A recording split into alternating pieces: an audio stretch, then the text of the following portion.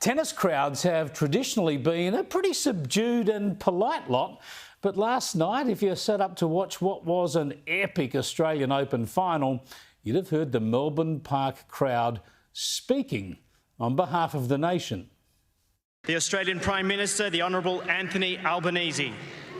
The Deputy Victorian Premier, the Honourable Ben Carroll. Thank you. Now, I'll talk about why that happened in just a sec, but first up, let's listen to how these people had attempts today to dismiss this, to kind of pretend the booing away. Oh, no, it's an Australian tradition. You're saying that like you've booed other prime ministers at the footy and that sort of stuff. No, but I've been at a lot of sporting events. I think it's a well-worn Australian tradition at sporting events for that to happen, and I don't think we should read too much into it. Really? Just the usual stuff, eh? Pollies always get booed. I seem to remember these blokes yucking it up, in fact, viciously fueling the flames of Scott Morrison's unpopularity. So let's conduct a bit of a control test. We can here, because you see, Albo famously was at the tennis for days on end last year. How was he received then? The Honourable Anthony Albanese, Prime Minister.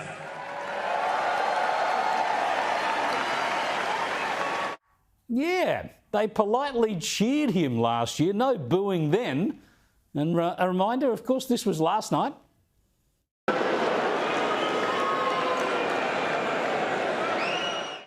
There's a pretty clear difference, isn't there? Pretty clearly, his reputation has gone south. Pretty clearly, the Prime Minister is on the nose. And we all know why. It all comes down to one central reason. Now, sure, there's all these other reasons that people might not like Albo. There's the cost of living issues. There's weakness on Israel. Some will be angry that he butchered the voice. Others angry that he tried it on. But in the end, we all know why he's suddenly worthy of a humiliating public booing. Because he took us for mugs. Because he said one thing and he's doing another. Because he broke a promise, because he lied. Albanese's broken promise on tax cuts has destroyed his credibility. It's broken that bond of trust with the electorate. Look, he and Jim Chalmers try to play their tricky little games. They say that this many people will be better off now and only the rich will be losing out. You know, the same old politics of envy, the same Hunger Games of turning Australians against Australians. But what cuts through to all Australians, rich and poor, progressive and conservative, old and young, is that nothing this bloke says can any longer be trusted. Long before we've done the maths on our tax take and long after that, we all know the bloke's not fair dinkum. He can't be trusted. This is so obvious, of course, it's hardly worth pointing out. The more interesting question is how on earth Albo and Labor could be silly enough to think that they'd get away with this, that it would be different for them. Don't they remember this? There will be no carbon tax under the government I lead. There will be no carbon tax under the government I lead. As you know all too well, Gillard broke that promise and she was soon enough finished. And this is not a partisan rule of politics, it's universal. Remember Tony Abbott? No cuts to education, no cuts to health, no change to pensions, no change to the GST, and no cuts to the ABC or SBS. Yeah, he broke some of those promises and he added an extra tax too. So Abbott actually breached his main promise. I reckon his promise not to break promises. But perhaps the closest comparison for Albanese was this one from Labor Prime Minister Paul Keating way back in 1993. You asked me about our personal tax cuts.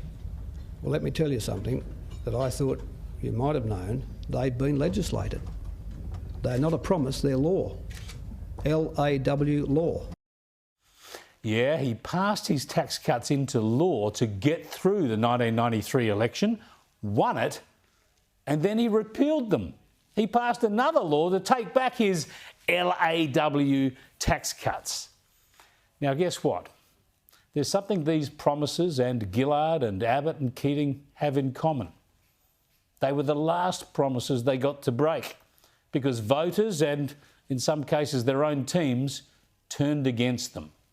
So why does Albanese think he can overcome these iron rules of politics, these rules of history, these rules of basic human decency?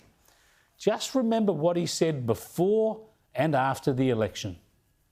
I can confirm that we haven't changed our position. We have no change to our plans. Tax cuts will happen in July. We haven't changed our position. I've said we haven't changed our position. We haven't changed our position on the Stage 3 tax cuts. We have not changed our position on Stage 3 tax cuts. They've been legislated. We support them. Our position hasn't changed. Labor will support all of the legislated tax cuts which are in place now. Of course, tax cuts were legislated earlier on in this term, and we've said that we won't seek to change those legislated tax cuts. Yeah, except now he is changing them, scrapping them for some, adding complexity to the tax system, removing incentives, and telling all of us that the government could come at us, grabbing more of our money anytime, because Albo's word means nothing, and nor does his treasurer, Jim Chalmers. There's only one decent and honest way to break a promise like this, and John Howard showed the way. Remember, he once said this? No way that GST will ever be part of our policy. Never, ever. Never, ever. It's dead. Sure, he later went on to introduce a GST, didn't he?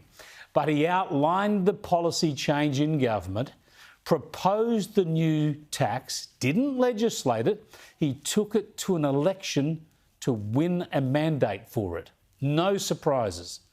That was brave, but above all else, it was honest, and it worked.